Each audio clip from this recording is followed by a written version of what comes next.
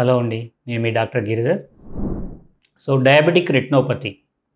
Sugar పేషెంట్లకి కాంప్లికేషన్లు ఉంటాయి. షుగర్ కంట్రోల్ లేకపోతే. ఒకటి మైక్రోవాస్కులర్ అంటాం. ఇంకోటి మ్యాక్రోవాస్కులర్ అంటాం.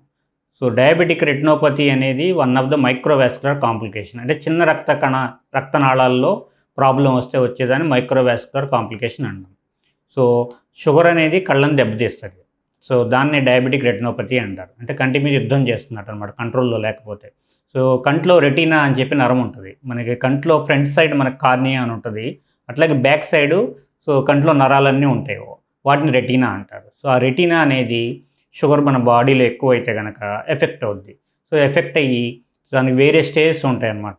నాన్ ప్రొలిఫరేటివ్ డయాబెటిక్ రెటినోపతి అని, ప్రొలిఫరేటివ్ డయాబెటిక్ రెటినోపతి అని. నాన్ ప్రొలిఫరేటివ్ డయాబెటిక్ రెటినోపతిలాగా మైల్డ్, మోడరేట్, సివియర్ అయినా ఉంటాయి. సిమ్టమ్స్ ఏముంటాయి? నాన్ ప్రొలిఫరేటివ్ డయాబెటిక్ పెద్ద సిమ్టమ్స్ ఏమి ఉండవు.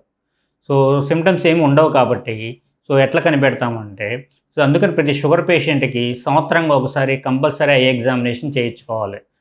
అది రికమెండెడ్. ఆ ఐ ఎగ్జామినేషన్లో మీకు డైలేటెడ్ ఫండస్ ఎగ్జామినేషన్ అంటారు. అంటే మీకు ఐ డ్రాప్స్ వేసి లోపల రెటీనా ఎట్లుందో అనేది కళ్ళ డాక్టర్ పరీక్ష చేస్తారు. పరీక్ష చేసి మీకు రెటీనా నార్మల్గా ఉందా, అబ్నార్మల్గా ఉందో చెప్తారు. ఎర్లీ స్టేజ్లో డిటెక్ట్ చేసినట్టయితే దానికి వాళ్ళు సజెషన్లు ఇస్తారు. మెయిన్ షుగర్ కంట్రోల్లో పెట్టుకోవడం, షుగర్ కంట్రోల్ లేకపోతే. అట్లా కాకుండా సివియారిటీ ఎక్కువ ఉంటే కనుక దానికి లేజర్ ట్రీట్మెంట్స్ అని చెప్పి ఉంటాయి. రెటినోపతి అంటే ఏం లేదు, మన రక్తనాళాలు దెబ్బతిని కంట్లో రక్తనాళాలు, నరాలు బ్లీడింగ్ అవుద్ది అనమాట.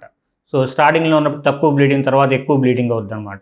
ఇలా బ్లడ్ స్పాట్స్ అని చెప్పి, అట్లా ఎక్స్డేట్స్ అని చెప్పి, ఫ్యాట్ లీక్ అయ్యి ఎక్స్డేట్స్ అని చెప్పి, బ్లడ్ లీక్ అయ్యి హిమరేజెస్ అని ఇట్లా జరుగుతాయి అన్నమాట. దానికి లేజర్ ట్రీట్మెంట్ ఇస్తారు. ఒక్కసారి రెటినాల్ సెంట్రల్ పార్ట్ మ్యాక్యులా అని ఉంటుంది, దానికి ఎడిమా వస్తుంది అనమాట. ఎడిమా అంటే వాపు. ఆ వాపు వచ్చినప్పుడు దానికి ఇంట్రావిట్రియల్ ఇంజెక్షన్స్ అని చెప్పి చేస్తారనమాట. నెలకు ఒక ఇంజెక్షన్ అట్లా చేయించాల్సి ఉంటుంది.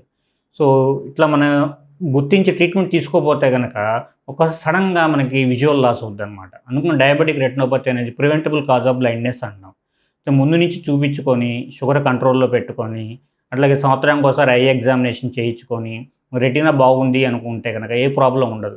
ఇవేమి చూపించుకోకుండా సడన్గా కన్ను సరిగ్గా కనపడటం లేదని డాక్టర్ దగ్గరికి వెళ్తే అప్పుడు చెక్ చేసి ఆ రెటీనా ప్రాబ్లం రెటినల్ డిటాచ్మెంట్ అవుద్ది. ఒక్కోసారి విట్రియస్ హెమరేజ్ జరిగి ట్రాక్షనల్ రెటినల్ డిటాచ్మెంట్ అని వచ్చి విజన్ పోద్ది అనమాట. ఒకసారి పోయిన తర్వాత మళ్ళీ రికవరీ అవ్వడం చాలా కష్టం అనమాట.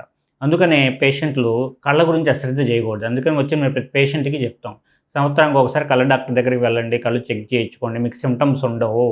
కళ్ళజోడు కోసం కాదు, కళ్ళ డాక్టర్ దగ్గరికి కంట్లో నరం ఎట్లుందో పరీక్ష చేయించుకోవాలా, మీ షుగర్ కంట్రోల్లో పెట్టుకోవాలి.